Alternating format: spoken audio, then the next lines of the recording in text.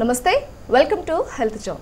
ఇవాళ health zone కార్యక్రమంలో మనం మోకాల్లో వచ్చే అరుగుదల సమస్య గురించి మాట్లాడుకోబోతున్నాం. అయితే మోకాలలో అరుగుదల అనేది ప్రస్తుత రోజుల్లో అన్ని ఏజ్ గ్రూప్స్లో చూస్తున్నాం. ఒకప్పుడు 60s, 70sలో వస్తే ఇప్పుడు ఎర్లీ 30sలోనే వస్తుంది. అయితే ఈ సమస్య ఎందుకు వస్తుంది, లక్షణాలు ఏ విధంగా ఉంటాయి, అలాగే గుర్తించడం ఎలా, ఏ సమయంలో మనం డాక్టర్ని సంప్రదించాలి, ట్రీట్మెంట్స్ ఏ విధంగా ఉంటాయి, ఇలాంటి అంశాల గురించి ప్రత్యేకంగా ఈనాటి కార్యక్రమంలో మనం మాట్లాడుకుందాం. మరి వీటి గురించి తెలియజేసేందుకు మనతో పాటు ఉన్నారు doctor Saket Kolla, Singapore train మోకాల స్పెషలిస్ట్. వారితో మాట్లాడిద్దాం, మరిన్ని విషయాలు అడిగి తెలుసుకుందాం. నమస్కారం డాక్టర్ గారు. నమస్తే డాక్టర్ గారు. అయితే మోకాలలో అరుగుదల అనేది ఒకప్పుడు మనం 60, 70 ఏజ్లో చూసేవాళ్ళం, కానీ ఇప్పుడు 30 కూడా రాకముందే చాలా మందిలో చూస్తున్నాం. అంటే ఆడవారనే లేదు, మగవారనే లేదు, బోత్ చూస్తున్నాం. అయితే ఈ సమస్య అనేది ఇంతలా పెరిగిపోవడానికి కారణం ఏంటి? మోకాల అరుగుదలకి అనేక కారణాలు ఉన్నాయి. ఇంతకుముందు మనం చూస్తే కనుక మాత్రం ప్రైమరీ ఆస్టియోఆర్థరైటిస్ అంటే వయసుతో పాటు వచ్చే అరుగుదలని మనం ప్రైమరీ ఆస్టియోఆర్థరైటిస్ అని మనం అంటాము. సో ఈ తొడ ఎముక మరియు కాలు ఎముక మధ్యన ఉన్న జాయింట్ని మనం మోకీలు లేదా నీ జాయింట్ అని మనం అంటాము. సో దాని లైనింగ్ మృదులాస్థి లేదా కార్టిలేజ్ అరుగుదలని మనం నీ ఆస్టియోఆర్థరైటిస్ లేదా మోకీలు అరుగుదల అని మనం అంటాము. సో ఇంతకుముందు మనం చూస్తే elderly age group 60 years, 70 years లేదా పైబడిన వాళ్ళల్లోనే మోకీలు అరుగుతూ ఉండేది వయసుతో పాటు. బట్ ఇప్పుడు మనం చూస్తే కనుక మాత్రం యంగ్ ఏజ్లోనే లైక్ 45, 50 yearsలోనే ఈ మోకీలు అరుగుదలని మనం చూస్తూ ఉన్నాం. సో దీనికి ముఖ్యమైన కారణాలు ఏంటి అంటే, ఒకటి లైఫ్ స్టైల్. సో ఒబేసిటీ ఎక్కువ అయిపోయింది. సో మోకీల మీద బరువు ఎక్కువ పడడము. సో యూజువల్గా మెట్లు ఎక్కేటప్పుడు 5 ఇంతలు బరువు పడుతుంది. సో ఒకవేళ వీళ్ళు మోతాదుకు మించి బరువు ఉంటే కనుక మాత్రం 10 ఇంతలు, 15 ఇంతలు బరువు పడి ఆ మోకీలు తొందరగా అరగడం జరుగుతుంది. రెండోది వచ్చేసి మోకీలు యొక్క గాయాలు.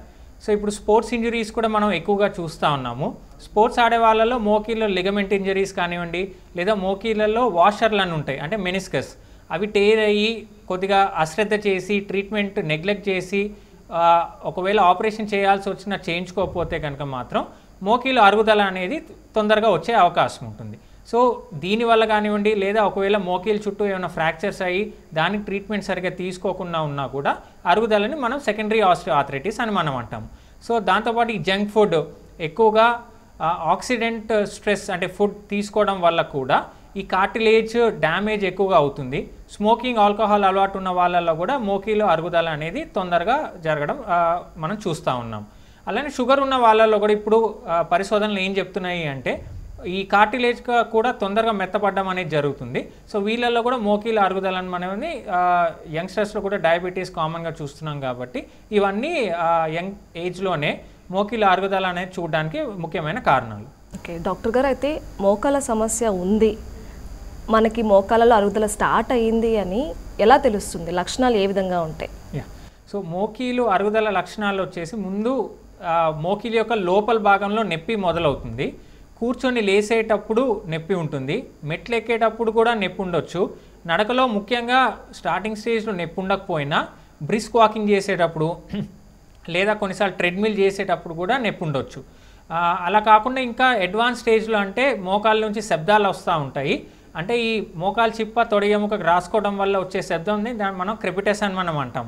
సో శబ్దాలు రావడము, వాపులు రావడము, దాంతోపాటు సివియర్ స్టేజ్లో అయితే రెస్ట్ పెయిన్ అంటే నిద్రలో కూడా నొప్పి రావడము, కాళ్ళు వంకరలు పోవడము, కొద్ది దూరం కూడా నడవలేకపోవడం, కేవలం 50-100 meters కూడా నడవలేకపోవడము, కర్ర సాయం లేకుండా అస్సలు నడవలేకపోవడము, లేదా నీ సపోర్ట్ లేకుండా నడవలేకపోవడము, ఇవన్నీ కూడా మోకీల అరుగుదల యొక్క లక్షణాలు. ఓకే, అయితే చాలామంది మోకాల్లో అరుగుదల వచ్చింది అంటే మోకాల్ని మార్పిడి చేయాలి, ఇదే ఒకే ఒక్క ఉన్న వైద్య విధానం అనుకుంటున్నారు. కానీ చాలా రకాలైనటువంటి అడ్వాన్స్ ట్రీట్మెంట్స్ ఉన్నాయి, అవేంటి? సో మోకీలు మార్పిడి, మోకీలు నొప్పి అంటే కనుక మోకీలు మార్పిడి కేవలం ఒకటే అందుబాటులో ఉంది అని చాలా అపోహ ఉంది జనాల్లో. అది అపోహ మాత్రమే. స్టార్టింగ్ స్టేజ్ లేదా మధ్య స్టేజ్కి చాలా అత్యాధునికమైన చికిత్సలు అందుబాటులో ఉన్నాయి. దాంట్లో ముఖ్యంగా మనం మాట్లాడుకోవాల్సింది ఇంజెక్షన్ థెరపీస్. సో కొత్తగా ఇంజెక్షన్స్ అనేది 5 రకాల ఇంజెక్షన్స్ అందుబాటులో ఉన్నాయి. దాంతోపాటు కీహోల్ సర్జరీ అంటే మనం జాయింట్లో కెమెరా వేసి చేసే శస్త్రచికిత్సని ఆర్థ్రోస్కోపీ లేదా కీహోల్ సర్జరీ అని మనం అంటాము. అది కేవలం 1-2 కుట్లతో ఈ సర్జరీ అయిపోతుంది. సో ఇవన్నీ కూడా కండ కోయకుండా, లేదా మోకీలు మార్పిడి అంటే మనం మోకీలు ఓపెన్ చేసి అరిపోయిన భాగాన్ని తీసి మనం కొత్త కీలు వేయాల్సి ఉంటుంది. సో ఈ కీళ్ళ మార్పిడి అవసరం లేకుండా ఆల్టర్నేటివ్ ఆప్షన్స్ కూడా మనకి చాలా అందుబాటులో ఉన్నాయి. ఓకే, అయితే మీరు కీ హోల్ సర్జరీ అని చెప్పారు, దీనికి ఇంజెక్షన్స్కి సో ఏది బెటర్, ఏది మనకి బెస్ట్ అంటే ఏం చెప్తారు? సో ఇప్పుడు నీ ఇంజెక్షన్స్ అయితే కనుక మాత్రం సర్జరీ అంటే అడ్మిషన్ అవసరం లేదు, అవుట్ పేషెంట్ ప్రొసీజర్, అంటే కేవలం 15-20 నిమిషాల్లో పేషెంట్కి ఇంజెక్షన్ ఇచ్చేసి వెంటనే ఇంటికి పంపించేయవచ్చు. అలానే కీ హోల్ సర్జరీ అంటే డే కేర్ సర్జరీ, అంటే ఉదయం అడ్మిట్ అయ్యి సాయంత్రం లేదా మరుసటి రోజు ఉదయాన్నే వాళ్ళు డిశ్చార్జ్ అవ్వవచ్చు. ఒక్కో ఇంజెక్షన్కి లేదా ఒక్కో ప్రొసీజర్కి ఒక్కొక్క అడ్వాంటేజ్ ఉంది. సో వాళ్ళ డిమాండ్ ఏంటి అంటే నొప్పి తగ్గాలా, లేదా లాంగ్ టర్మ్ వాళ్ళు మోకిల్ అరుగుదలని రీజనరేటివ్ ప్రొసీజర్స్ కోసం చూస్తున్నారా, లేదా వాళ్ళు మోకిల్ మార్పిడి పోస్ట్పోన్ చేసుకోవాలనుకుంటున్నారా, లేదా వాళ్ళు మోకిల్ మార్పిడి ఫిట్ లేరు, లేదా ఆల్టర్నేటివ్ థెరపీస్ చూస్తున్నారా, ఏంటి పేషెంట్కి కావాలి అన్న దాన్ని బట్టి ఇంజెక్షన్ ఇవ్వాలా లేదా కీ హోల్ ప్రొసీజర్ చేయాలా అనేది మనం నిర్ధారించడం జరుగుతుంది. డాక్టర్ గారు, మీరు 5 టైప్స్ ఆఫ్ ఇంజెక్షన్స్ ఉంటాయని చెప్పారు. అయితే అంటే సమస్య బట్టి ఇంజెక్షన్స్ ఇస్తారా, లేదంటే మోకాల అరుగుదల ప్రతి ఒక్కరిలో కూడా ఇంజెక్షన్స్ ఇవ్వాల్సి ఉంటుందా? సో పేషెంట్ పూర్తిగా నొప్పితో బాధపడుతున్నారు, కేవలం నొప్పి తగ్గడమే ప్రాధాన్యత పెట్టుకున్నారు, కాస్త దూరం కూడా నడవలేకపోతున్నారు అంటే కనుక మాత్రం స్టెరాయిడ్ ఇంజెక్షన్ ఇవ్వడం జరుగుతుంది. సో ఈ స్టెరాయిడ్ ఇంజెక్షన్ అనేది కేవలం లైఫ్లో ఒక మోకాల్లో 2 లేదా మ్యాక్సిమం 3 ఇంజెక్షన్స్ కంటే ఇవ్వకూడదు. సో ఇంజెక్షన్ లోపల ఉన్న వాపుని, దాంతోపాటు ఏదైతే ఇన్ఫ్లమేషన్ ఉందో దాన్ని తగ్గిస్తూ ఉంటుంది. సో ఇది ఎక్కువగా ఇస్తే ఏంటి అంటే 2-3 కంటే లోకల్గా బోన్స్ పలచబడ్డము, ఇన్ఫెక్షన్ వచ్చే ఛాన్స్ ఎక్కువగా ఉంటుంది. షుగర్ ఉన్న పేషెంట్స్లో ఇవ్వకపోవడం మంచిది. కానీ ఒక రాత్రి లేదా 2 రాత్రులు కాస్త నొప్పి ఉంటుంది, దాని తర్వాత నొప్పి అంతా తగ్గిపోతుంది, కానీ 6 వారాలు 8 వారాలే ఈ ఇంజెక్షన్ అనేది పనిచేస్తుంది. ఆ లోపల ఫిజియోథెరపీ చేసుకొని లైఫ్ స్టైల్ మోడిఫికేషన్ చేసుకుంటే కనుక మాత్రం వీళ్ళు నెక్స్ట్ స్టెప్లో వెళ్లకుండా వీళ్ళు చూసుకోవచ్చు. అదే రెండో రకం వచ్చేసి గుడ్జ్ ఇంజెక్షన్స్. సో ఈ గుడ్జ్ ఇంజెక్షన్స్లో కూడా లేటెస్ట్ అడ్వాన్సెస్ వచ్చినాయి. దీంట్లో హై మాలిక్యులర్ వెయిట్, లో మాలిక్యులర్ వెయిట్ అనే గుడ్జ్ ఇంజెక్షన్స్ ఉన్నాయి. సో ఇది ఏంటంటే మన మోకిల్లోకి ఆల్రెడీ గుడ్జ్ ఇంజెక్షన్స్ కొన్ని యానిమల్స్ నుంచి కానివ్వండి, కొన్ని బ్యాక్టీరియా నుంచి కానివ్వండి ప్రిపేర్ చేసిన చిక్కటి విస్కస్ మెటీరియల్, అంటే గుజ్జు సైనోయిల్ ఫ్లూయిడ్ ఏదైతే లోపల అయిపోయింది అంటున్నామో దీన్ని మనం సైనోయిల్ ఫ్లూయిడ్ రీప్లేస్మెంట్ థెరపీ అని మనం అంటాం. సో ఈ గుడ్జ్ ఇంజెక్షన్స్ ఎక్కియడం ద్వారా లూబ్రికేషన్కి, అంటే జాయింట్కి మధ్యన ఒక పొరలాగా ఇది ఏర్పడి లూబ్రికేషన్కి ఈ గుడ్జ్ ఇంజెక్షన్స్ అనేది దోహదపడుతుంది. బాడీకి యాక్సెప్ట్ చేస్తుందా అండి ఇది? సో యూజువలీ ఇది బయోకంపాటబుల్లే, సో బాడీకి పడుతుంది. ఇప్పటివరకు అయితే మనం ఏం రియాక్షన్ చూడలేదు. బట్ ఏదైనా పారాసిటమాల్ మందు కూడా ఎవరికన్నా పడకపోవచ్చు, ఎలర్జీ రియాక్షన్ రావచ్చు. బట్ ఈ ఇంజెక్షన్స్ వల్ల అయితే మనమైతే ఇప్పటివరకు అయితే ఏ రియాక్షన్స్ చూడలేదు. కాస్త నొప్పి వాపు ఒక 4-5 రోజులు ఉంటుంది. సో మెట్లకపోవడం, కాస్త రన్నింగ్ ఇలాంటివి చేయకుండా ఉంటే మంచిది. అదే లో మాలిక్యులర్ వెయిట్ గుడ్జ్ ఇంజెక్షన్ అయితే ప్రతి వారము ఎక్కించాల్సి ఉంటుంది, అది 4 నుంచి 6 వారాలు. అదే హై మాలిక్యులర్ వెయిట్ అంటే మాత్రం ఒక ఇంజెక్షన్ సరిపోతుంది. యూజువల్లీ 8 నెలల నుంచి సంవత్సరం ఈ ఇంజెక్షన్ పనిచేస్తుంది. ఓకే. సో ఇంకా లేటెస్ట్ వచ్చి ఇప్పుడు మనకి plasma therapy, platelet rich plasma therapy అని అందుబాటులోకి వచ్చింది. సో ఈ గుడ్జ్ ఇంజెక్షన్ అనేది పనిచేయడానికి ఒక 4 నుంచి 6 వారాలు టైం పడుతుంది. అదే ప్లేట్లెట్ రిచ్ ప్లాస్మా అయితే కనుక మాత్రం మనం పేషెంట్ యొక్క బ్లడ్ తీసుకొని ఒక సెంట్రిఫ్యూజ్ అనే మెషిన్లో పెట్టి ప్లేట్లెట్లు అనే కణాలు తీసుకుంటాం. సో ఈ కణాలు ఏంటి అంటే ఎప్పుడన్నా ఎవరికైనా దెబ్బ తగిలినా గాయం మానడానికి కారణం అయ్యే కణాలే ఈ ప్లేట్లెట్లు అనే కణాలని మనం అంటాం. సో ఈ కణాలే తీసుకొని మోకిల్లోకి మనం ఇంజెక్ట్ చేయడం జరుగుతుంది. సో ఈ కణాలు ఎక్కడైతే ఇప్పుడు మోకిల్ అరుగుదల కూడా ఒక గాయం లాంటిదే. సో ఈ గాయంలోకి వెళ్ళి ఈ ప్లేట్లెట్లు అనే కణాలు వెళ్ళి ఈ గాయాన్ని మనం నయం చేయడం జరుగుతుంది. ఒక 6 నెలల నుంచి 9 నెలల టైంలో మనకి కొత్త కార్ట్లేజ్, ఫైబ్రో కార్ట్లేజ్ అంటే కాస్త నాణ్యత తక్కువైనా కూడా కొత్త కార్ట్లేజ్ అనేది గ్రో అవడం జరుగుతుంది. సో ఈ పిఆర్పి థెరపీ అనేది మనం 3 సిట్టింగ్స్లో చేయడం జరుగుతుంది. సో ఈరోజు ఒకటి చేస్తే 3 వారాల తర్వాత ఒకటి, దాని తర్వాత 6 వారాలకు ఒకటి. సో ఈ 3 సిట్టింగ్స్ తర్వాత పేషెంట్స్ చాలా రిలీఫ్ మనం చూస్తూ ఉన్నాము. పనిచేయడానికి ఒక 4 వారాల నుంచి 12 వారాల టైం పడుతుంది. ఇప్పుడు పిఆర్పి థెరపీలో కూడా ఇంకా అడ్వాన్స్డ్ రీసెంట్గా వచ్చింది ఏంటంటే జిఎఫ్సి థెరపీ, అంటే గ్రోత్ ఫ్యాక్టర్ కాన్సన్ట్రేట్. సో ఈ గ్రోత్ ఫ్యాక్టర్ కాన్సన్ట్రేట్ థెరపీ ఏమో 3 సెషన్లు ఇవ్వడం జరుగుతుంది. ఈరోజు ఒకటి, దాని తర్వాత నెలకోటి, దాని తర్వాత ఆ మరుసటి నెల ఇంకోటి. సో దీనికి పిఆర్పి థెరపీకి కావాల్సిన అంత బ్లడ్ కూడా తీసుకోవాల్సిన అవసరం లేదు. మనం పిఆర్పికి ఎంత బ్లడ్ తీసుకుంటామో దాంట్లో కేవలం 1/3 వంతు బ్లడ్ తీసుకొని ఈ సెంట్రిఫ్యూజ్ అనే మెషిన్లో పెట్టి కొన్ని అత్యాధునికమైన ట్యూబ్స్లో మనం బ్లడ్ వేయడం ద్వారా ఈ జిఎఫ్సి అనే గ్రోత్ ఫ్యాక్టర్ కాన్సన్ట్రేట్ థెరపీ మనం పేషెంట్స్కి మోకాల్లోకి ఎక్కియడం జరుగుతుంది. అయితే డాక్టర్ గారు ఈ ఇంజెక్షన్స్ అవ్వచ్చు, పిఆర్పి థెరపీ అవ్వచ్చు, ఇవి ఎన్ని ఇయర్స్ పేషెంట్ యొక్క పెయిన్ రెడ్యూస్ చేస్తాయి? అంటే ఇది మనం పర్మనెంట్ ట్రీట్మెంట్ అనుకోవచ్చా? యా, సో ఇవన్నీ కూడా ఇప్పుడు మనం ఇవన్నీ ఎక్కించిన తర్వాత కార్టిలేజ్ అనేది అంతా రిపేర్ అయిన తర్వాత కూడా పేషెంట్ యొక్క వాడకాన్ని బట్టి రిజల్ట్ అనేది ఉంటుంది. సో మనం ఎంత ఎక్కించినా పేషెంట్ మళ్ళీ కింద కూర్చొని మెట్లు ఎక్కేసి గతుకుల రోడ్లో ఎక్కువగా వాకింగ్ చేసేసి గుంతలున్న రోడ్లో లేదా ఎక్కువగా కొండలు గుట్టలు ఇవన్నీ ఎక్కేసారు అనుకోండి, మళ్ళీ మనం అంతా రిపేర్ చేసిన చోటే కార్టిలేజ్ మళ్ళీ బరువు అంతా అక్కడే పడుతుంది. సో మళ్ళీ అక్కడే అరిగే అవకాశం ఉంటుంది. సో మనం ఈ ట్రీట్మెంట్ తీసిన తర్వాత కూడా పేషెంట్ యొక్క వాడకాన్ని బట్టి ఈ రిజల్ట్ అనేది ఎన్నాళ్ళు అనేది పేషెంట్కి వచ్చేది అనేది ఉంటుంది. ఇంకా అడ్వాన్స్డ్ చికిత్స వచ్చేసి స్టెమ్ సెల్ థెరపీ. అంటే పేషెంట్ యొక్క బోన్ మ్యారో అంటే తుంటి పై భాగాన ఇలియాక్ క్రస్ట్ అనే బోన్ ఉంటుంది. సో అక్కడ నుంచి మనం మూల కణాలు సేకరించడం జరుగుతుంది. అది చిక్కటి మధ్యలాగా ఉంటుంది బోన్ మ్యారో అనేది.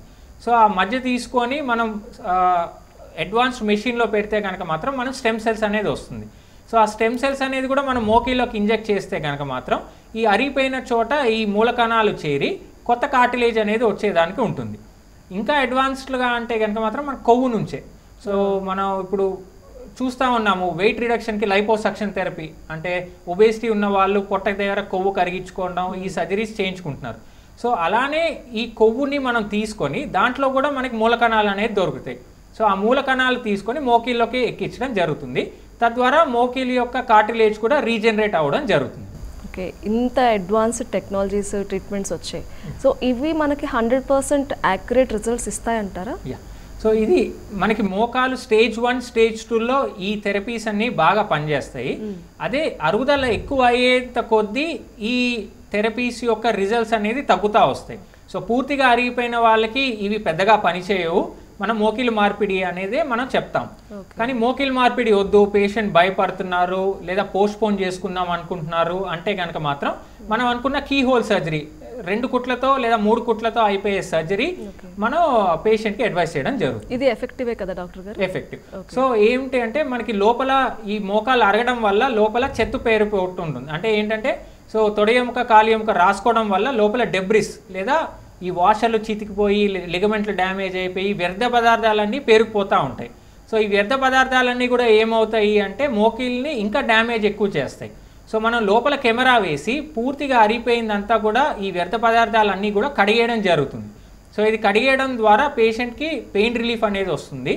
దాంతోపాటు ఈ మోకిల్ మార్పిడి పోస్ట్పోన్ చేసుకోవచ్చు. లైఫ్ స్పాన్, మోకిల్ యొక్క లైఫ్ స్పాన్ అనేది 3 నుంచి 5 ఏళ్ళు కూడా మనం పెంచడం జరుగుతుంది. అలా కాకుండా మోకాలు అరగడం వల్ల కొన్ని డెంట్లు ఏర్పడతా ఉంటాయి మోకాళ్ళు. సో అంటే గుల్లల్లాగా డెంట్స్ లాగా ఏర్పడతా ఉంటాయి. సో దాన్ని ఫిల్ చేయడానికి కూడా మన దగ్గర అత్యాధునికమైన ఈ మూల కణాలతో ఒక గమ్ లాంటి పదార్థంతో మనం దాన్ని ఆ డొల్లని మనం ఫిల్ చేస్తే కనుక మాత్రం దాని మీద కూడా కొత్త కార్టిలేజ్ వచ్చి పేషెంట్ యొక్క మోకాలు యొక్క లైఫ్ స్పాన్ అనేది మనం మోకిల్ మార్పిడి అవసరం లేకుండా ఈ చికిత్సల ద్వారా మనం ఎక్స్టెండ్ చేయడం జరుగుతుంది. ఓకే, స్టేజ్ 1 స్టేజ్ 2లో ఉన్న వాళ్ళకి ఈ ఇంజెక్షన్స్ ప్లాస్మా థెరపీ వర్క్ చేస్తాయి అన్నారు. అంటే ఓవరాల్గా ఎన్ని స్టేజెస్ ఉంటాయి మోకాల అరుగుదలలో? సో మనం మోకాలు యొక్క అరుగుదలని 3 స్టేజ్ల్లో మనం చెప్పుకోవచ్చు. ఒకటి ఎర్లీ స్టేజ్ అంటే స్టార్టింగ్ స్టేజ్, 2 మధ్య భాగం అంటే మోడరేట్ స్టేజ్, 3వ స్టేజ్ పూర్తిగా అరిగిపోవడం అంటే అడ్వాన్స్ స్టేజ్. అడ్వాన్స్ స్టేజ్ వచ్చేసరికి ఇంకా మీకు ఇంకా ఆప్షన్స్ ఏం లేదు, మోకిల్ మార్పిడి లేదు, అది వద్దు అనుకుంటే కీ హోల్ సర్జరీ. ఇప్పుడు స్టేజ్ 1 స్టేజ్ 2లో కీ హోల్ సర్జరీస్ చేసుకోవచ్చు, అంటే 1-2 కుట్లతో అయిపోయే సర్జరీస్ చేసుకుంటే స్టేజ్ 3కి వెళ్లకుండా ఒక 5 నుంచి 10 ఏళ్ళు మనం మోకిల్ యొక్క లైఫ్ స్పాన్ని పెంపొందించడం జరుగుతుంది. అదే ఇంజెక్షన్స్ కూడా స్టేజ్ 1 స్టేజ్ 2లో బ్రహ్మాండంగా పనిచేస్తాయి. స్టేజ్ 3లో అంతగా పెద్దగా పనిచేయవు, బట్ వారు తీసుకున్నా కూడా సైడ్ ఎఫెక్ట్స్ ఏమి ఉండవు కాబట్టి they can try these therapies. Doctor గారు, చాలామంది మోకాలు నొప్పి అంటే ఇది కామన్ వస్తూ ఉంటుంది అనుకుంటారు. కొంచెం ఏజ్ ఉన్న వాళ్ళైతే ఏజ్తో వచ్చేది అనుకుంటారు. కానీ ఆ ఇనీషియల్ స్టేజ్లో మనం చూపించుకుంటే దాని నుంచి నొప్పి నుంచి బయటపడచ్చు. చాలామంది నెగ్లెక్ట్ చేస్తారు, ఇయర్స్ ఆ పెయిన్తో క్యారీ అవుతూ ఉంటారు. సో దీనివల్ల డిసడ్వాంటేజ్ ఏంటి? సో స్టార్టింగ్ స్టేజ్లోనే మోకాళ్ళు నొప్పులు స్టార్ట్ అయిన వాళ్ళు సంప్రదించడం మంచిది. సో అసలు కారణం ఏంటి అంటే విటమిన్ డి లోపం వల్ల మోకాలు నొప్పులు వస్తున్నాయా, లేదా మోకాల్లో వాషర్లు మెనిస్కస్ అనే పదార్థాలు తెగినాయా, లిగమెంట్ డ్యామేజ్ అయిందా, లేదా కార్టిలేజ్ అరుగుతుందా. సో అనేక కారణాలు ఉన్నాయి. లేదా కొంతమందికి మందు అలవాటు ఉన్న వాళ్ళకి, లేదా ఎక్కువగా నాన్ వెజ్ తీసుకున్న వాళ్ళకి యూరిక్ యాసిడ్ ప్రాబ్లం ఉంటుంది. సో దానివల్ల కూడా మోకాలు నొప్పులు ఉంటాయి. కొంతమంది కీలవాతం ఉంటుంది వంశపారపర్యంగా, దాన్ని రుమటాయిడ్ ఆర్థరైటిస్ అని అంటాం. సో అసలు ఎందుకు మోకాలు నొప్పులు వస్తున్నాయో మనం ఫస్ట్ చూసుకోవాల్సి ఉంటుంది. ఒకవేళ ఇది అశ్రద్ధ చేస్తే స్టార్టింగ్ స్టేజ్లో చూపించుకోకుండా పూర్తిగా అరిగిపోయేసరికి మనకి ఓన్లీ మోకీలు మార్పిడియే అందుబాటులో ఉంటుంది. సో అలా కాకుండా స్టార్టింగ్ స్టేజ్లో మోకీలు నొప్పులు స్టార్ట్ అయినప్పుడే ఒకసారి చూయించుకొని దాంతోపాటు అసలు ఎక్స్రే తీసి అవసరం అనుకుంటే కొన్ని బ్లడ్ టెస్ట్లు, ఎంఆర్ఐ స్కాన్ కూడా తీసి ఒకవేళ బరువు ఎక్కువ ఉంటే బరువు అదుపులో పెట్టుకుంటే కనుక మాత్రం మోకీలు మార్పిడి చేయాల్సిన అవసరం లేకుండా ఉంటుంది. అంటే ఎంత టైం స్పాన్లో మనం డాక్టర్ని సంప్రదించాలంటారు? సో మన అడ్వైస్ ఏంటంటే మోకీళ్ళు నొప్పులు స్టార్ట్ అయిన వెంటనే సంప్రదించడం ఉత్తమము. అలా కాకుండా రోజువారీ పనులకి వారికి ఇబ్బంది పడుతున్నారు అంటే మాత్రం డెఫినెట్గా చూపించాల్సి ఉంటుంది. ఓకే. సో మనం వర్క్ డిస్టర్బ్ అవ్వకుండా ఉన్న వరకు okay, but once work disturb అవుతుందంటే మనం చూపించుకోవాల్సిందే. ఓకే. ఇందాక మీరు మాటల్లో ఫిజియోథెరపీ వర్క్ అవుతుంది అని చెప్పారు. సో మనకి ఇంజెక్షన్ అవ్వచ్చు, లేదంటే ప్లాస్మా థెరపీ అన్నప్పుడు. సో ఈ ఫిజియోథెరపీ ఎంతవరకు మనకు రిజల్ట్స్ ఇస్తాయి అంటారు? సో మనం ఎన్ని థెరపీస్ చేసినా, ఎన్ని సర్జరీస్ చేసినా వీటన్నిటిలో ఒక కామన్ ఫ్యాక్టర్ వచ్చేసి పేషెంట్కి చేయాల్సిన ట్రీట్మెంట్ ఫిజియోథెరపీ. సో ఫిజియోథెరపీ ఏంటంటే మోకాలు మీద ఏదైతే కండరం పై భాగంలో ఉంటుందో దాన్ని మనం క్వాడ్రిసెప్స్ కండరం అని మనం అంటాం. సో ఈ కండరం ఎంత బలంగా ఉంటే మోకీలు కూడా అంత ఆరోగ్యంగా ఉంటుంది. సో పేషెంట్ యొక్క బరువు అంతా కూడా ఈ కండరం మోస్తుంది. ఒకవేళ ఈ కండరం వీక్గా ఉంటే మాత్రం పూర్తి బరువు అంతా మోకీల మీద పడి ఇంకా తొందరగా అరగడం చూస్తూ ఉన్నాం. సో ఈ క్వాడ్రిసెప్స్ స్ట్రెంథనింగ్ ఎక్సర్సైజెస్ అనేది మాత్రం కామన్గా నొప్పులు స్టార్ట్ అయినప్పటి నుంచి నీ రీప్లేస్మెంట్ అయినంత వరకు ఈ ఎక్సర్సైజెస్ అనేది రెగ్యులర్గా చేస్తానే ఉండాలి. అంటే దీనికి ఒక టైం స్పాన్ లేదు, మనం కంటిన్యూగా చేస్తూనే ఉండాలి. సో రోజువారీ ఇంట్లో చేసుకునే ఎక్సర్సైజెస్ ఏవి ఈ క్వాడ్రిసెప్స్ స్ట్రెంథనింగ్ ఎక్సర్సైజెస్ అనేది జస్ట్ వాళ్ళు కూర్చొని కూడా కాలు పైకి లేపి, పాదం పైకి లేపి, ఒక 45 డిగ్రీలు పడుకున్నప్పుడు కాలు పైకి లేపి అలా ఆ పొజిషన్లో 10 లెక్క పెట్టి అలా ఉంచితే కనుక మాత్రం ఈ క్వాడ్రిసెప్స్ అనే కండరం కాంట్రాక్ట్ అవుతుంది. అలానే ఒక 10 లెక్క పెట్టి మళ్ళీ కింద పెట్టేశారనుకోండి. సో ఇలానే ఎన్ని సెట్లు, ఒక 10 సెట్లు, 20 సెట్లు, 30 సెట్లు వీలు ఉన్నంత వరకు రోజు చేస్తూ ఉంటే కనుక మాత్రం మోకీలు యొక్క కండరాలు కూడా బలపడతాయి. ఓకే. సో ఈ ట్రీట్మెంట్ తీసుకుంటున్నప్పుడు డ్యూరింగ్ ఎలాంటి జాగ్రత్తలు తీసుకోవాలి? అంటే చాలామంది మేము ఆఫీసులకు వెళ్ళకూడదేమో, ట్రీట్మెంట్ అయినంత వరకు ఇంట్లోనే ఉండాలేమో, సో ఏ పని చేయకుండా కూర్చోవాలేమో, ఇలాంటి కొన్ని అపోహలు ఉంటాయి కదా. సో మనం ఈ ఇంజెక్షన్స్కి అయితే కనుక మాత్రం బెడ్ రెస్ట్ అవసరం లేదు. ఇంజెక్షన్స్ ఇచ్చిన వెంటనే పేషెంట్ ఇంటికి వెళ్ళిపోవచ్చు, లేదా అక్కడి నుంచి వాళ్ళ ఆఫీస్ కూడా వెళ్ళొచ్చు. బెడ్ రెస్ట్ అనేది అవసరం లేదు. ఒక మెట్లు ఎక్కడం మాత్రం లేదా పరిగెత్తడం ఇలాంటి యాక్టివిటీస్ ఒక వారం రోజులు చేయకుండా ఉంటే సరిపోతుంది. అదే కీహోల్ సర్జరీ అయితే మాత్రం దానికి కూడా బెడ్ రెస్ట్ అవసరం లేదు. ఉదయం సర్జరీ అయితే సాయంత్రం లేదా నెక్స్ట్ డే మార్నింగే పేషెంట్ని పూర్తిగా నడిపించేయడం జరుగుతుంది. సో వీళ్ళు కూడా బెడ్ రెస్ట్ అవసరం లేదు, వాళ్ళు వీళ్ళని బట్టి ఆఫీస్ కూడా వెళ్ళొచ్చు. అలా కాకుండా ఇప్పుడు మనం ఆఫీస్లో ఎక్కువసేపు కూర్చొని పనిచేసే వాళ్ళని చూస్తూ ఉన్నాం. సో వాళ్ళ మోకీల చుట్టూ ఉన్న కండరాలు కూడా స్టిఫ్ అయిపోతున్నాయి. సో వారికి ఇచ్చే సలహా ఏంటంటే ఎవ్రీ 1 అవర్కి ఒకసారి 5 నుంచి 10 నిమిషాలు వాళ్ళు లేచి కొన్ని స్ట్రెచ్చింగ్ ఎక్సర్సైజెస్, మోకాలు ఎక్సర్సైజెస్ చేస్తే కనుక మాత్రం ఈ మోకాలు పట్టేయకుండా, నీ స్టిఫ్ అయిపోకుండా ఉంటుంది. ఇంకోటి అంటే ఏసీ టెంపరేచర్ ఎంత కూల్గా ఉంటే మోకాలు కూడా తొందరగా స్టిఫ్ అయ్యే ఛాన్స్ ఉంది చుట్టూతో ఉన్న కండరాలు. సో రూమ్స్ కూడా కాస్త వెచ్చగా ఉండి చూసుకుంటే మాత్రం నీ స్టిఫ్నెస్ కూడా రాదు. ఈ ఇంజెక్షన్స్ థెరపీ, ఈ ప్లాస్మా థెరపీ అవ్వచ్చు, ఈ 2 ట్రీట్మెంట్స్ కూడా మనం చేయించుకుంటాం. కొన్ని జాగ్రత్తలు అనేవి తీసుకోవాలి. అంటే వన్స్ ఇది చేయించుకున్నాక మళ్ళీ ఇది రిపీట్ అవుతుందా పెయిన్ అనేది? సో మనం ఇంతకుముందు అనుకున్నట్టు మనం చేసాము ఇంజెక్షన్స్, సక్సెస్ఫుల్ అయింది, 1 సంవత్సరం, 2 సంవత్సరాలు, 3 సంవత్సరాలు ఏ ఇబ్బంది లేకుండా వాళ్ళు మనగలిగారు. అప్పుడు ఏంటి అంటే మళ్ళీ ఈ థెరపీస్ అనేది రిపీట్ చేయించవచ్చు. అలా స్టిరాయిడ్ అయితే దానికి రెస్ట్రిక్షన్స్ ఉన్నాయి. ఈ థెరపీస్ అయితే వాళ్ళు ఎన్నాళ్ళు అయితే మళ్ళీ వాళ్ళకి నొప్పి తిరగబెట్టిందో మళ్ళీ ఇంజెక్షన్స్ థెరపీస్ అనేది వారు మళ్ళీ ట్రై చేయవచ్చు. ఇప్పుడు కొత్తగా ఏంటంటే మనం కాంబినేషన్ థెరపీ అనేది చేస్తున్నాం. అంటే ఒకరోజు పీఆర్పీ ఇచ్చి నెక్స్ట్ డే మూల కణాలు ఇవ్వడం, లేదా ఇంకో రకం వచ్చేసి గుజ్జు ఇంజెక్షన్స్ ఇవ్వడం, దాంతోపాటు నొప్పి ఇంజెక్షన్స్ కలిపి ఇవ్వడం, లేదా గుజ్జు ఇంజెక్షన్స్ ప్లాస్మా థెరపీ కలిపి ఇవ్వడం, ఇవన్నిటిని కాంబినేషన్ థెరపీస్ అని మనం అంటాం. సో వీటికి రెస్ట్రిక్షన్స్ అనేది ఏం లేదు, ఎన్ని ఇంజెక్షన్స్ అని ఇవ్వచ్చు.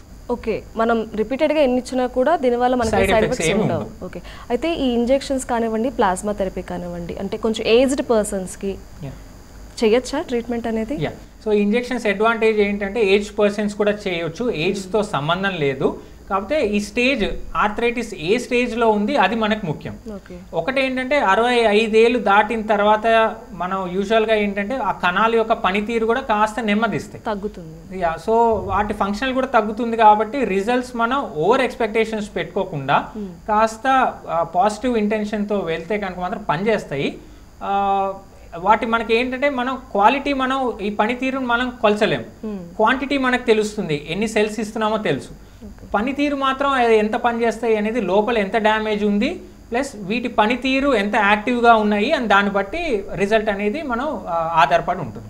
ఈ కీ హోల్ సర్జరీ కానివ్వండి, ఈ ప్లాస్మా థెరపీ, ఇంజెక్షన్స్ అనేవి ఇందాక మీరు రీజన్స్ చెప్పారు, అంటే అది వంశపారంపర్యంగా రావచ్చు, కార్టిలేజ్ దెబ్బతినచ్చు అని చాలా రీజన్స్ చెప్పారు కదా. వీటన్నిటికీ కూడా ఇది యూజ్ అవుతుందా, లేదంటే ఓన్లీ ఒక పర్టికులర్ ప్రాబ్లమ్కే ఇది సొల్యూషన్ అనుకోవచ్చా? సో ఇంజెక్షన్స్ కానివ్వండి, కీ హోల్ సర్జరీ కానివ్వండి, మోకీలు అరుగుదల వాళ్ళకి పనికొస్తుంది. దాంతోపాటు మోకీలు ఇంతకుముందు గాయమయ్యి చికిత్స తీసుకోకుండా ఉన్న వాళ్ళకి పనికొస్తుంది. చికిత్స నెగ్లెక్ట్ చేసి అరిగిపోయిన వాళ్ళకి కూడా పనికొస్తుంది. అదే కీలవాతం ఉన్న వాళ్ళకి ఓన్లీ స్టెరాయిడ్ ఇంజెక్షన్ ఒకటే పనిచేస్తుంది. మిగతా ఇంజెక్షన్స్ అన్ని వాళ్ళకి మేము రికమెండ్ చేయము. మోకీలు అరిగిపోయిన వాళ్ళకి లేదా వెయిట్ వల్ల వాళ్ళకి కూడా వెయిట్ రెడ్యూస్ చేయమని మనం చెప్తాం. ఓకే డాక్టర్ గారు, అయితే ప్రతి ఒక్కరు కూడా సర్జరీకి వెళ్ళడానికి ఇష్టపడరు, ఖచ్చితంగా ఒక ప్రత్యామ్నాయం చూసుకుంటారు. సో చాలా ఆప్షన్స్ అనేవి ఉన్నాయి. అయితే అట్ ద సేమ్ టైం మనం కాస్ట్ ఎఫెక్టివ్ కూడా చూసుకుంటాం, అది మనం ఎఫోర్డబుల్ కాదా అని చెప్పి. సో ఈ ట్రీట్మెంట్స్ అనేవి ప్రతి ఒక్కరూ ఎఫోర్డ్ చేసేలా ఉంటాయంటారా? సో ఇంతకుముందు స్టార్టింగ్లో ఇవి ఇండియాలోకి వచ్చినప్పుడు మనం తీసుకొచ్చినప్పుడు చాలా కాస్ట్ ఉండేది. బట్ ఇప్పుడు ఏంటి అంటే ఇప్పుడు కేవలం మనం సింగపూర్లో అయ్యేంత కంటే 10వ వంతు అంటే 1/10 ఆఫ్ ద కాస్ట్కి మనం ఇక్కడ ఇండియాలో మనం హైదరాబాద్లో మనం స్టార్ట్ చేయడం ఫస్ట్ టైం జరిగింది. సో ఇది చాలా కాస్ట్ ఎఫెక్టివ్ వచ్చేసి ఇది చాలా కాస్ట్ ఎఫెక్టివ్. ఒకటి, పేషెంట్స్ కూడా అంత భారం పడదు. రెండోది, కొన్ని ఇంజెక్షన్స్ అనేది లేదా ఈ కీ హోల్ సర్జరీ అనేది మనం వచ్చిన తర్వాత ఇన్సూరెన్స్లో తీసుకురావడం జరిగింది. ఇన్సూరెన్స్ కవరేజ్ కూడా ఉంటుంది. ఇంజెక్షన్స్ కూడా కొన్ని రకాలు స్టెమ్ సెల్ ఇంజెక్షన్స్ ముఖ్యంగా ఇప్పుడు ఇంకా అడ్వాన్స్ వచ్చేసి స్టెమ్ సెల్ ఇంజెక్షన్స్ కూడా కొన్ని ఇన్సూరెన్స్ కంపెనీస్ కవరేజ్ ఇస్తున్నాయి. సో ఇది కూడా ఎందుకంటే మనకి ఇప్పుడు డోనర్స్ ఎవరైతే కొంతమంది డోనర్స్ కూడా కొన్ని వేరే సిటీస్లో కోల్డ్ స్టోరేజ్లో ఈ మూలకణాలు అనేది కూడా స్టోర్ చేయడం జరిగింది. సో ఇవి కూడా వారికి తీసుకెళ్ళి పేషెంట్స్ ఇంట్రెస్ట్ ఉన్నారు, కొంతమంది వాళ్ళ కణాలు వాళ్ళకి తీయడం ఇష్టం లేదు కాదు భయపడుతున్నారు, దానికి కూడా ఇంజెక్షన్ కూడా భయపడుతున్నారంటే ఆ కన్సర్న్డ్ కంపెనీ వాళ్ళకి ఆర్డర్ చేస్తే కూడా ఈ మూల కణాలు కూడా వారు మనకి డెలివరీ చేయడం జరుగుతుంది. అది కూడా మనం మోకాలకి ఎక్కించవచ్చు. సో అది కూడా కేవలం 1/10 ఆఫ్ ద కాస్ట్ సింగపూర్లో అయ్యేంత. సో ఈ చికిత్సలన్నిటికీ ఫారెన్కి వెళ్ళాల్సిన అవసరం లేదు, ఇంతకు ముందులాగా మనం హైదరాబాద్లో చేయడం జరుగుతుంది. కీ హోల్ సర్జరీస్లో కూడా మనకి లేటెస్ట్గా కార్టిలేజ్ ఏదైతే ఇది డ్యామేజ్ అయిందో అది రిపేర్ చేసే పద్ధతులు కానివ్వండి, లేదా కార్టిలేజ్ ట్రాన్స్ప్లాంటేషన్ పద్ధతులు కానివ్వండి, ఇవన్నీ కూడా మనం చేస్తున్నాము. కేవలం 2-3 కుట్లతో ఈ సర్జరీ అయిపోతుంది కాబట్టి పెద్దగా ఎక్కువగా బెడ్ రెస్ట్ ఉండదు, రికవరీ కూడా స్పీడ్గా ఉంటుంది. వెంటనే ఒక రోజులో వీళ్ళు ఇంటికి వెళ్ళిపోవచ్చు. డ్యూరింగ్ ద ట్రీట్మెంట్ అవ్వచ్చు, లేదంటే మోకాల అరుగుదల స్టార్ట్ అయ్యాక అవ్వచ్చు. సో ఎలాంటి ఫుడ్ హ్యాబిట్స్ అలవాటు చేసుకోవాలి, ఏవి తినాలి ఏవి తినకూడదు, లైఫ్ స్టైల్ ఎలా ఉండాలి? స్మోకింగ్, ఆల్కహాల్ ఉన్న వాళ్ళు కంప్లీట్గా అవాయిడ్ చేయాలి, బరువు అదుపులో పెట్టుకోవాలి. జంక్ ఫుడ్ కంప్లీట్గా పిజ్జాస్, బర్గర్స్ అలాంటివి ఏదైనా ఉంటే అవాయిడ్ చేయాలి. హై సాల్ట్ డైట్ లేదా ఆయిలీ ఫుడ్స్ అవాయిడ్ చేయాలి. మోకీలు అరుగుదల ఉన్న వాళ్ళకి మోకీలు ప్రొటెక్షన్కి అంటే మోకాలికి ఇవి తింటే మంచిది అన్న ఆహార పదార్థాలు పసుపు, అల్లము, పోమిగ్రానెట్ అంటే దానిమ్మ, ఈ 3 డైట్లో ఉండేటట్టు చూసుకోవాలి. ఎక్సర్సైజ్ వచ్చేసి సైక్లింగ్, స్విమ్మింగ్ ఈ 2 చాలా మంచిది. అలానే సప్లిమెంట్స్, ఇప్పుడు మనకి న్యూట్రిషన్ సప్లిమెంట్స్ అనేది పౌడర్ రూపంలో కానివ్వండి లేదా క్యాప్సూల్ రూపంలో కానివ్వండి చాలా అందుబాటులో ఉన్నాయి. సో దాంట్లో గ్లూకోజమీన్, కాండ్రాయిటిన్ సల్ఫేట్, కొలాజిన్ సప్లిమెంట్స్ ఇవన్నీ న్యూట్రాస్యూటికల్స్ అంటాం. అంటే ఏంటంటే మోకిల్ యొక్క లైనింగ్ కార్టిలేజ్కి ఒక ప్రొటెక్టివ్ ఏజెంట్ లాగా ఇవన్నీ పనిచేస్తాయి. సో వీటితో పాటు కొన్ని రోజ్ హిప్ అనే ప్లాంట్ నుంచి ఎక్స్ట్రాక్ట్, కొన్ని హెర్బల్ ప్రోడక్ట్స్ లైక్ మనం అనుకున్నట్టు ఈ జింజర్ నుంచి కానివ్వండి లేదా పోమిగ్రానైట్ నుంచి, కొన్ని గ్రేప్స్ నుంచి, కొన్ని పెప్పర్ నుంచి కూడా తయారు చేసిన ఎక్స్ట్రాక్ట్స్ దొరుకుతున్నాయి మార్కెట్లో. సో ఈ కొలాజిన్ సప్లిమెంట్స్ కూడా వాడితే 3 నుంచి 6 నెలలు మోకిల్కి ప్రొటెక్షనే కాకుండా మోకిల్ యొక్క లైఫ్ స్పాన్ కూడా పెరగడం జరుగుతుంది. ఓకే, అలాగే మనం అంటే సర్జరీ కోసం మాట్లాడుకున్నాం, ఇంజెక్షన్స్ మాట్లాడాం, ప్లాస్మా థెరపీ మాట్లాడాం. బట్ మనకి ఏ పెయిన్ వచ్చినా ఫస్ట్ యూజ్ చేసేది టాబ్లెట్స్. సో మోకాళ్ళ అరుగుదల సమస్యకి టాబ్లెట్స్ లేదా టాబ్లెట్స్తో సొల్యూషన్ ఉండదా? సో మోకాళ్ళ నొప్పులు ఉన్న వాళ్ళకి ఈ సప్లిమెంట్స్తో పాటు స్టార్టింగ్ స్టేజ్లో non steroid anti inflammatory drugs అంటే నొప్పి బిళ్ళలు ఒక 5 రోజుల నుంచి 10 రోజులు ఇవ్వడం జరుగుతుంది. సో దాన్ని బట్టి కాస్త వాపు అనేది తగ్గుతుంది, నొప్పి అనేది తగ్గుతుంది. దాంతోపాటు సైమల్టేనియస్గా ఫిజియోథెరపీ, అల్ట్రాసౌండ్ థెరపీ అంటే జెల్ రాసి ఒక వైబ్రేటర్ అనే మెషిన్తో మనం ఈ మోకాళ్ళ యొక్క నొప్పిని దాంతోపాటు ఎక్సర్సైజెస్తో తగ్గించవచ్చు.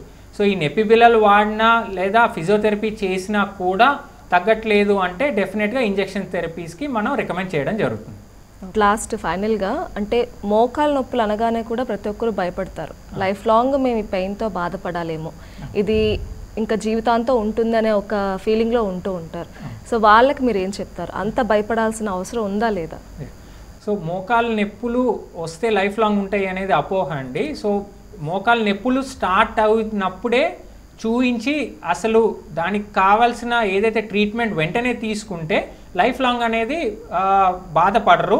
మోకీలు అనేది తొందరగా అరగదు, మోకీలు మార్పిడి ఆ స్టేజ్ వరకు వెళ్ళదు. సో స్టార్టింగ్ స్టేజ్లో ఉన్నట్టే ఒకసారి మమ్మల్ని సంప్రదించి ఎందుకు వచ్చింది లేదా అవసరం అనుకుంటే ఇమీడియట్గా చికిత్స తీసుకుంటే మాత్రం వాళ్ళు యాక్టివ్గా వాళ్ళు జాగింగ్ కానివ్వండి, వాకింగ్ కానివ్వండి, లేదా ఎక్సర్సైజ్, స్పోర్ట్స్ ఎస్పెషలీ ఇప్పుడు 55-60 ఇయర్స్ వాళ్ళు కూడా చాలామంది స్పోర్ట్స్ ఆడుతున్నారు. స్పోర్ట్స్ కూడా హ్యాపీగా వీళ్ళు ఈ థెరపీస్ తీసుకున్న తర్వాత ఆడొచ్చు. Okay, thank you doctor Sakith గారు. సో ఇవాల్టి ఎపిసోడ్లో మోకాళ్ళ అరుగుదలకు సంబంధించి ప్రతి ఒక్క విషయం కూడా చాలా చక్కగా మాకు అర్థమయ్యేలా తెలియజేశారు. Thank you so much. Thank you. చూసారు కదండి, ఇది ఇవాల్టి హెల్త్ జోన్. నెక్స్ట్ ఎపిసోడ్లో మరో టాపిక్తో మళ్ళీ కలుసుకుందాం. అంతవరకు సెలవు, నమస్కారం.